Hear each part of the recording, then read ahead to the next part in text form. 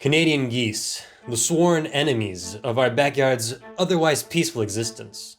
We drive them back because they defile our lands, leaving stuff scattered across it.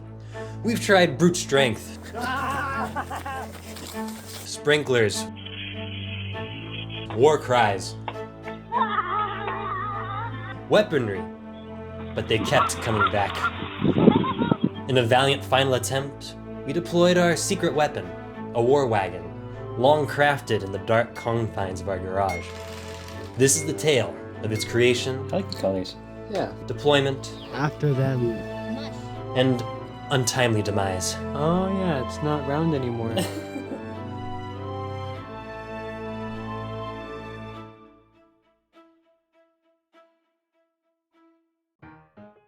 The first step was finding a cheap, weather-resistant material from which I could build the frame.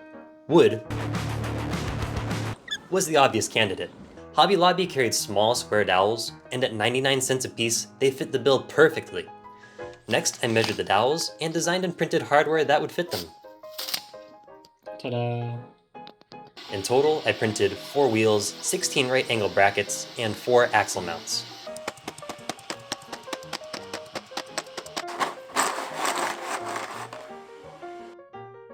With the hardware printed and the dowels cut and painted, I went out to the garage and put it all together. I do like time lapses.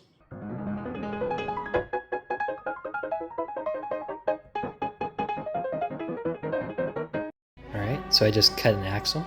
Here's the wheel on the other end. That's one I already cut with the wheels on both ends. Put this guy in here and then give it a test. Roll it down the driveway and the backyard.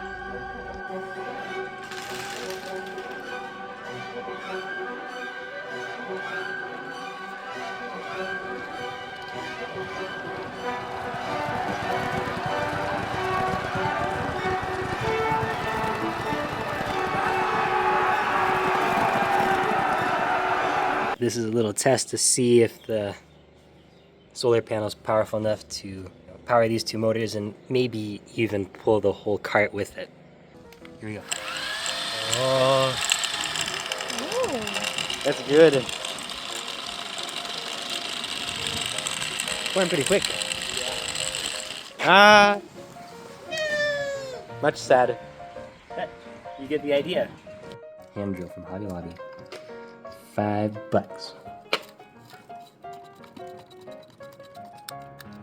Perfect. It looks really fancy. That is a great color combination. And the symmetry too. Alright, special. There it goes. Oh, they're on that property again. There they are. Send it after them, see what happens, yeah.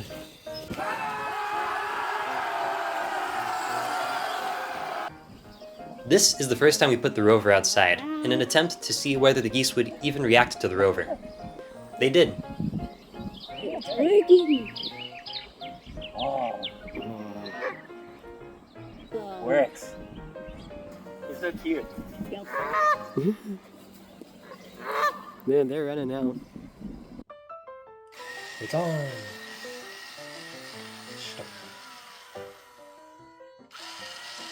we go.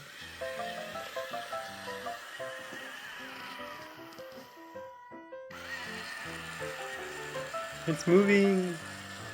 So, when I tested out the Rover, the sensors were not picking up the right things, and I suspect what was happening was that since it has the sensor, the ultrasonic sensor there, has a 15-degree measuring angle, it was probably picking up some of the grass in the yard, and that was giving it false readings. So what I'm doing now is printing some little wedges that should angle them upwards 20 degrees, which should be enough to avoid the grass. Okay, so it looks like the wedge thing was the problem. The sensors were indeed picking up bits of grass and interpreting that as the object it was bumping into. But it works now. See my hand here? And it'll go back the other way.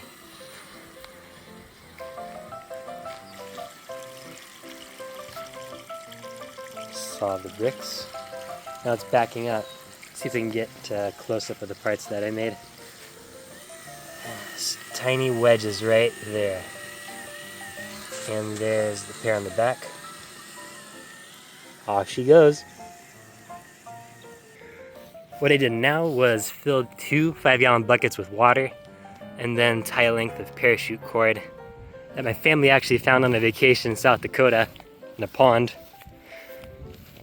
to the other bucket, between the buckets. And then on the Rover itself are these 2 little guides here. It's not moving right now because it's sunny. And the rope will pass through these and it should just go back and forth between the 2 buckets.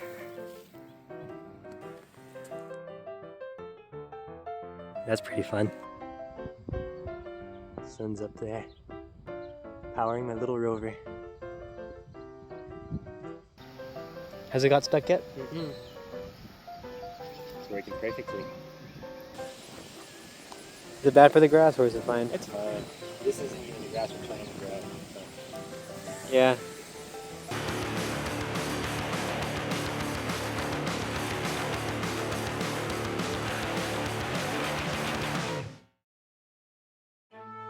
After 4 months of bravely guarding our yard and enduring the harsh Alabama summer, our Rover finally gave out. The first parts to wear it down, to my great surprise, were the 2 motors. What had happened was that the carbon brushes inside the motors had worn down into a fine powder and mixed with the motor's lubricant to form a thick black sludge that jammed up the motor. Once the Rover stopped moving, during midday by my reckoning, the sun beat down on the skyward-facing sides of the wheels and deformed them into the sorry excuses for wheels that you see on screen. Oh, that one's fine. Not Well, entirely. it's better than the other one. Yeah. Squish. Squishy. And that's the tale of my Rover, from beginning to end. Wait, when did that happen? Today? It did keep the geese away, while it was working, so I chalked the whole project up as a success. Thanks for watching, and please subscribe. There it goes, on its way to valiantly and diligently perform its duties of keeping the invaders away. Those fell invaders from the lands of Canada.